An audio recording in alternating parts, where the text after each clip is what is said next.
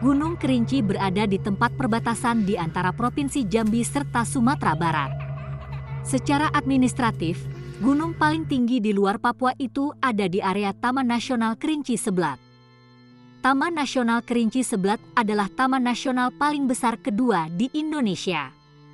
Luasnya bahkan juga capai 1,3 juta hektar. Di dalamnya, kalian mendapati banyak flora dan fauna ciri khas Sumatera yang unik dan jarang-jarang diketemukan. Misalkan seperti gajah, badak Sumatera, harimau, beruang madu, kuskus, tapir, macan tutul, siamang, gibbon, monyet ekor panjang dan 140 tipe burung. Lantas floranya, kamu dapat menyaksikan banyak pohon mahoni, tumbuhan raksasa Rafflesia arnoldi, dan suek raksasa Amorphophallus titanum. Itu penyebabnya, TNKS sekarang sudah diputuskan sebagai area pelestarian ASEAN Heritage Site dan World Heritage Site oleh UNESCO semenjak 2004 lalu. TNKS dikukuhkan sebagai The Tropical Rainforest Heritage of Sumatra, TRHS, pada 2006. Gunung Kerinci dikenali dengan beberapa nama. Beberapa salah satunya ialah Gunung Gadang, Korinci, Berapi Kurinci, dan Puncak Indrapura. Tetapi yang jelas, asal mula nama Gunung Kerinci itu tetap dalam pembicaraan.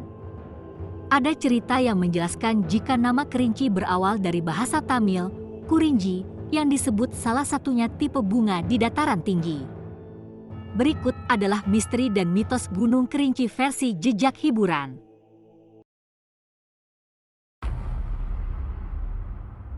Makhluk namanya Uhang Pandak adalah salah satunya mistis Gunung Kerinci yang sampai saat ini masih menarik rasa ingin tahu masyarakat. Uhang Pandak adalah orang pendek dalam bahasa Indonesia. Mistis ini tidak cuma membuat periset di Indonesia ingin tahu, tetapi sampai dengan periset luar negeri.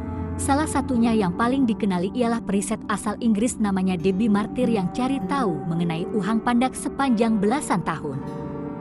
Menurut Debbie, Uhang Pandak yang dilihatnya tidak mempunyai kaki kebalik yang dipercayai dogma, tapi mempunyai kaki seperti kera. Mereka mempunyai tinggi tubuh sekitar 80 cm yang tertutupi bulu-bulu warna abu-abu, badan gendut dengan tangan yang panjang. Makhluk ini makan lewat cara tiduran, selanjutnya menggenggam mangsanya dengan tangan dan menyobek dengan kaki mereka. Walau banyak orang yang akui pernah menyaksikan Uhang Pandak, sampai saat ini bukti ada makhluk di Gunung Kerinci masih tidak dapat ditunjukkan sebab tidak ada yang sukses mendokumentasikan kehadirannya. Sebab, setiap mereka ingin ambil foto atau rekod video, makhluk itu telah lenyap demikian saja. Bahkan juga sekitar 40 kamera yang terpasang di area itu gagal tangkap kehadiran Uhang Pandak. Menurut masyarakat di tempat ada larangan di Gunung Kerinci yang perlu dipatuhi, yakni jangan main air, minum air, dan mandi di jam 12 siang sebab pada pukul itu penunggu di situ sedang memakai air dan itu ialah waktu mereka. Suatu hari ada seorang yang menyalahi larangan itu. Dia juga selanjutnya sakit di perut sesudah minum air di jam 12. Jadi menghargailah tuan rumah di situ sebab kita hanya tamu bila ingin pulang dengan selamat. Kehadiran pohon bolong dengan diameter besar itu ada di samping kanan jalur pendakian atau persisnya antara jalur pos 3 ke arah shelter 1. Jalur yang dilalui dari pintu rimba sampai hingga di shelter 2 adalah jalur yang bervegetasi hutan lebat. Saat sampai di pos 3, saya berjumpa dan terlibat perbincangan singkat dengan seorang porter yang akan turun itu.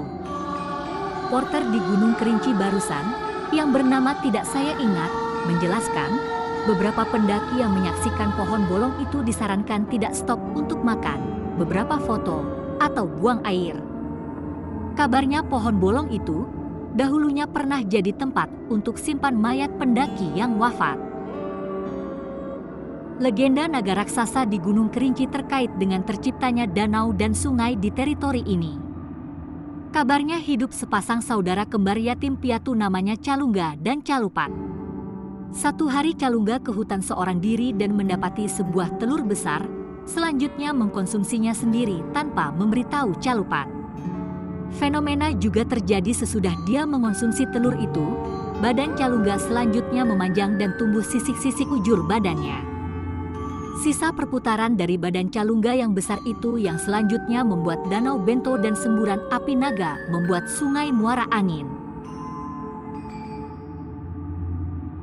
Hantu ini kerap mengusik pendaki yang akan turun dari gunung. Menurut pembicaraan beberapa pendaki, jika hantu itu selalu memberi berat ke tas yang dibawa beberapa pendaki walau sebenarnya barang bawaan yang dibawa tidak berat. Bila beberapa pendaki rasakan tas yang dibawa makin berat, karena itu mereka harus mohon maaf ke si hantu sebab tidak dapat mengantarnya keluar, sebab bila tidak karena itu tas bisa menjadi makin berat dan menyebabkan pendaki itu ketinggalan kelompok. Pendakian ke arah puncak Gunung Kerinci melalui pintu rimba yang menurut beberapa pendaki jika kerap nampak kemunculan figur wanita yang tidak memperlihatkan mukanya yang kenakan pakaian putih. Figur kemunculan itu tetap jadi mistis sampai saat ini. Gunung Kerinci berada di Provinsi Jambi yang bersebelahan dengan Provinsi Sumatera Barat di Pegunungan Bukit Barisan. Gunung kebanggaan masyarakat Jambi ini dikitari hutan lebat Taman Nasional Kerinci Seblat. Luar biasanya, teritori TNKS sudah diputuskan sebagai teritori pelestarian ASEAN Heritage Site dan World Heritage Site dari UNESCO tahun 2004. Sekalian sebagai The Tropical Rainforest Heritage of Sumatra tahun 2006. Taman Nasional Kerinci Seblat ialah salah satu taman nasional paling besar di Indonesia dengan luas lebih kurang 1,3 juta hektar. Ada pada ketinggian 3.805 mdpl, Gunung Kerinci jadi gunung berapi aktif tertinggi di Indonesia. Di situ ada Danau Gunung Tujuh yang berada pada ketinggian 1.996 mdpl. Saat musim kemarau, temperatur udara di puncak Gunung Kerinci capai 5 derajat Celcius. Karena itu, implementasi teknik layering sistem baju benar-benar dibutuhkan. Menggunakan baju gunung ala-ala kandungannya, cuman memakai kaos katun dan jaket kurang dapat menghangatkan badan pada suhu Gunung Kerinci yang berlebihan. Keempat jalur ini gampang dicapai. Pelancong atau pendaki dapat memakai bis umum atau travel dari Jambi, Padang, Lubuk Linggau, dan Bengkulu menuju ke Sungai Penuh dan meminta turun ke Desa Kersiktuo, Kecamatan Kayu Aro. Pada 2017, BTNKS membuat sarana untuk tambahkan kenyamanan pendakian. Sarana itu mencakup shelter dan toilet, objek rekreasi Danau Gunung Tujuh, jembatan dan canopy trail di Danau Gunung Tujuh, dan papan informasi untuk pendaki atau pelancong.